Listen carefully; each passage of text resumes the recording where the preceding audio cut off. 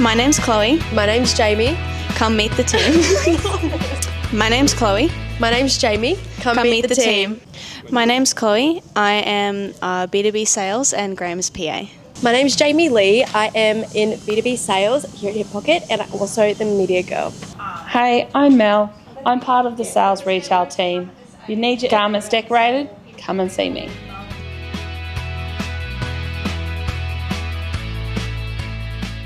Hi guys, I'm Michael from Hip Pocket Workwear in Toowoomba here. I'm the General Manager of our larger, bigger store. I think people culture is probably one of our biggest things that our focus is. At the end of the day, 80 to 90% of our life is spent at work.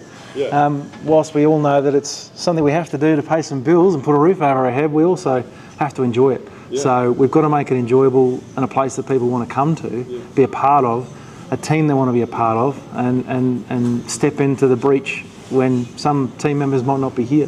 So it's really important to create that team environment, culture, and that next man up mentality or next person up mentality to step into the breach when things are going, because the Hip Pocket machine needs to keep functioning every day. It doesn't matter if there's a gap, we need to fill it and have it continue to function for our customers and deliver on our deadlines. You know, gone are the days whereby people just turn up and cash a cheque or punch a time card. I think it's got to feel a place that, whilst maintain family business as we're growing, we don't want to lose any of that culture.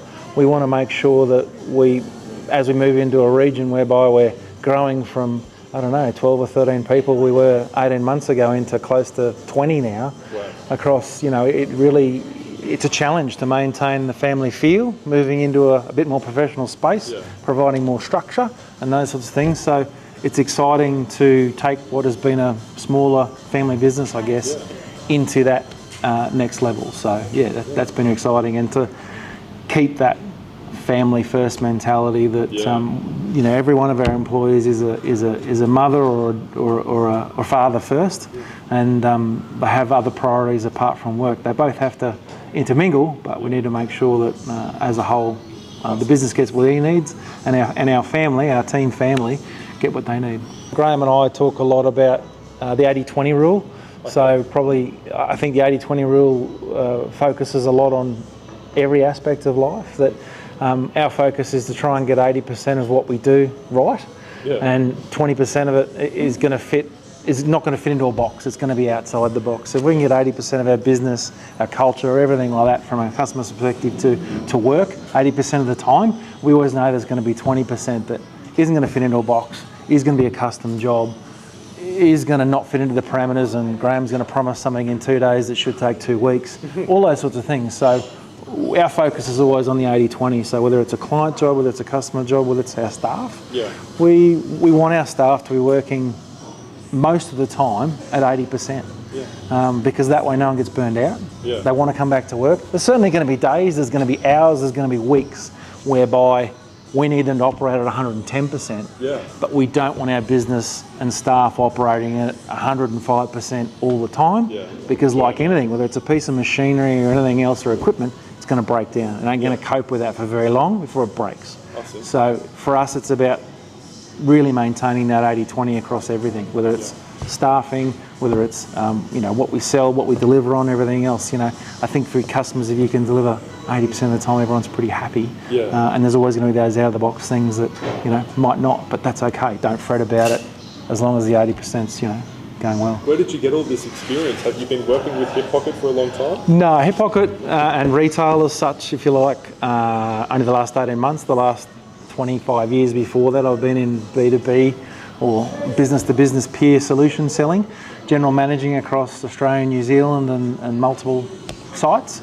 But I grew up in Toowoomba, so when I had a personal situation occur and my 3 kids needed a full-time dad, I came back to Toowoomba where I had family, and all that experience, I guess, that I've had came with me. And a business like this got the benefit of, I guess, managing teams across states, countries, even into New Zealand.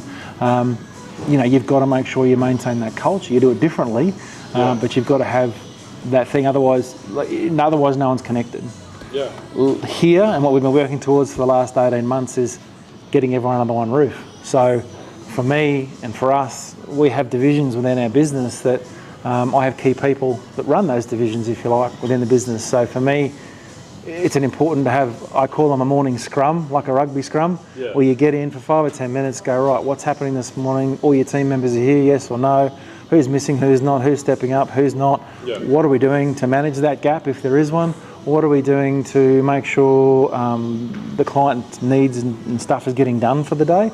And just having a little scrum with my team leaders in those divisions to go, is everything handled? Are you on top of it? Yep, great. If not, sing out. I'll check in with you at lunchtime. But if anything's running astray or offline before then, I'd rather know earlier so we can make a new path and fix it. So communication, I guess, and that connection is a big thing. And for us, we've had 3 different sites prior to here, which has been challenging.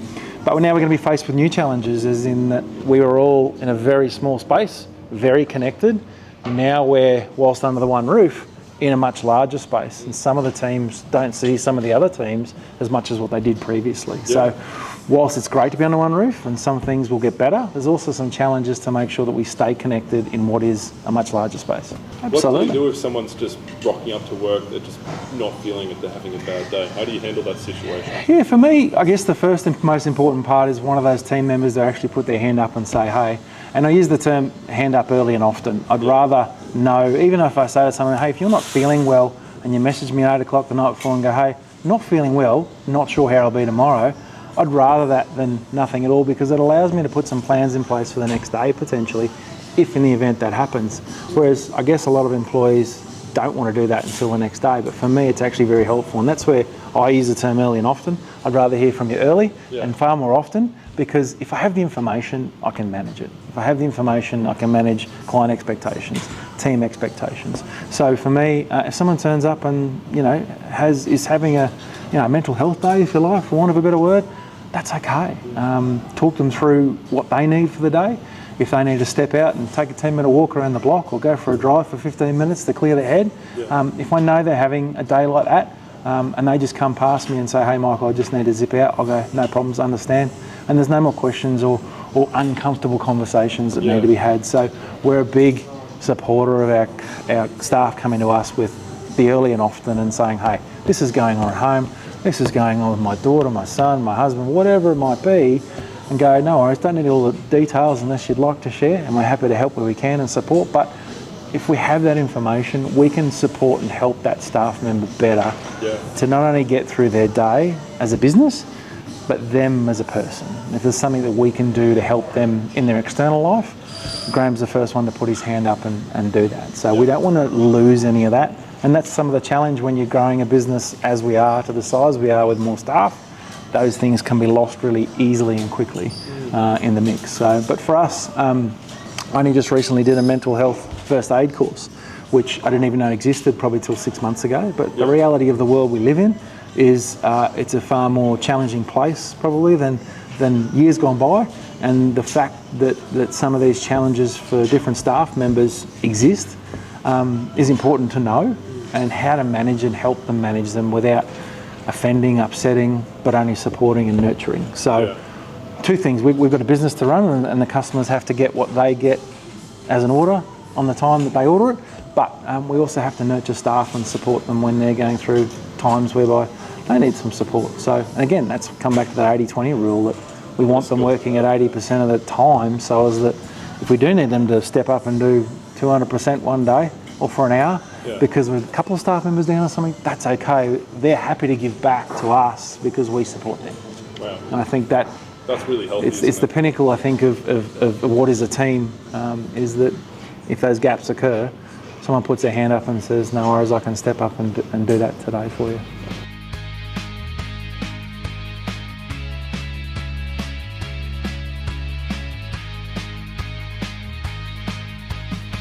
Hey everybody, Phil here from Freedom IT, helping Graham with the massive expansion he's undergoing here out at Hip Pocket, moving into where Horseland used to be.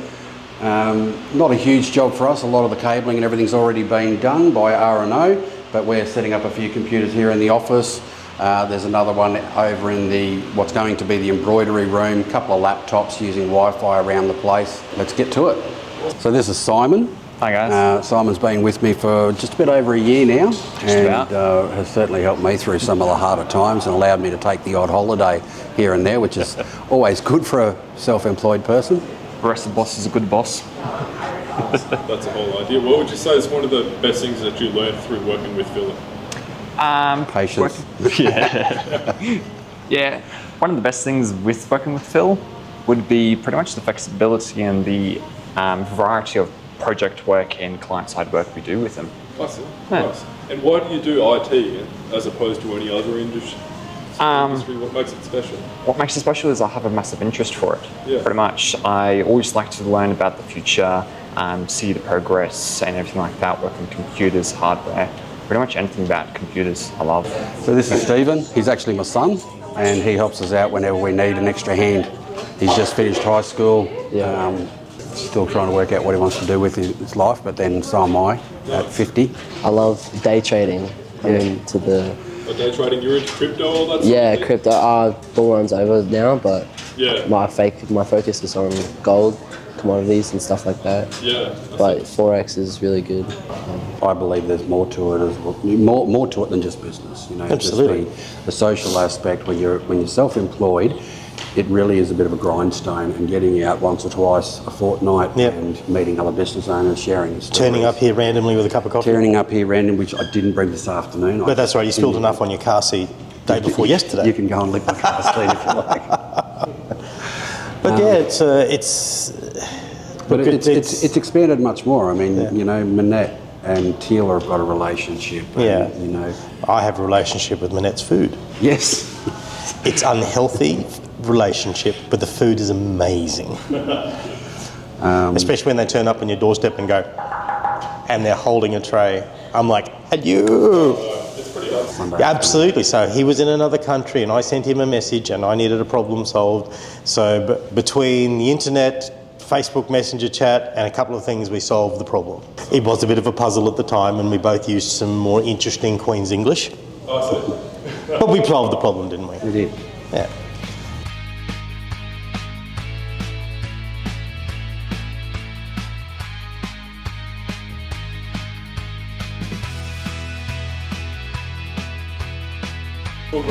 So this table we're going to use for customer meetings, those sorts of things. So when we're sitting with a business-to-business customer and we're talking uniforms and all the bits and pieces, we can sit down at the table with them in the middle of the corporate wear, the workwear, and actually be able to show them product without having to take them into a tiny room and close the door. That's come up pretty good, Lewis.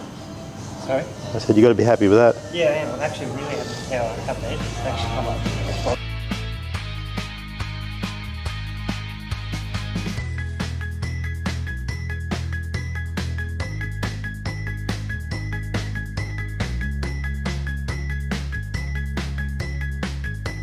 When Graham This is Nikita. She's been our friend for 12 years? Yeah, 12. 12 years? Yeah. And she causes great pain and satisfaction at the same time. I know, it's a talent. Hi, I'm Nikita. I work out in dispatch. I handle all the stock that comes in, everything that goes out. It all goes through me. Embroidery, print. I'm the first checkpoint. I'm the last checkpoint. So there's a lot to do out there, but if you want to come with me, I'll show you what I do. Okay, so this is my little house. This is my space. So at the moment, normally stock will come up through the hallway to me here. Me and Tina, smile and wave. This is Tina, she's my girl. She helps me get through the day.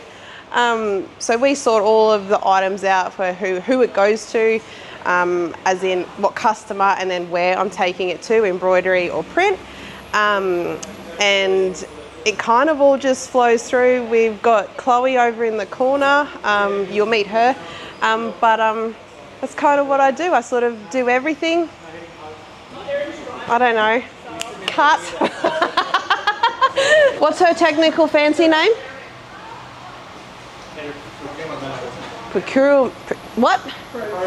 Procurement management. Can we say that? Purchasing. This is Chloe. She is our purchasing manager, and she does. What do you do? I purchase stuff. No.